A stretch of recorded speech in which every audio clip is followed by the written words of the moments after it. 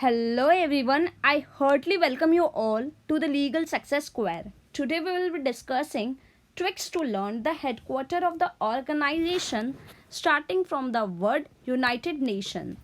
ये जो है हमारे सारे कम्पिटिटिव एग्जामिनेशंस में पूछे जाते हैं, चाहे वो लीगल के हो या जनरल के हो. तो लेट अस डिस्कस दैट. मैं ऐसा ट्रिक्स बताऊंगी कि आपको तुरंत लर्न हो जाएगा.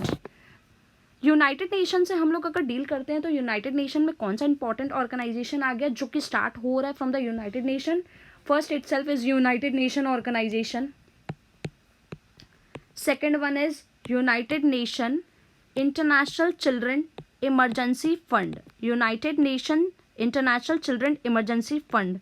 मस्ट रिमेंबर द एब्रीविएशन क्योंकि एब्रीविएशंस भी पूछे जाते हैं. United third one is United Nation Development Program and United Nation Fund for Population Activity. United Nation Fund for Population Activity. United Nation Organization कब establish हुआ? 1945 में establish हुआ. United Nation International Children Emergency Fund establish हुआ 1946 में. United Nation Development Program establish हुआ 1966 में और United nation fund for population activity establish हुआ 1969 में. ये चारों इम्पॉर्टेंट ऑर्गेनाइजेशंस है. इस चारों इम्पॉर्टेंट ऑर्गेनाइजेशंस के जो हेडक्वार्टर है वो सिर्फ एक है. कौन सा है? हेडक्वार्टर है न्यूयॉर्क.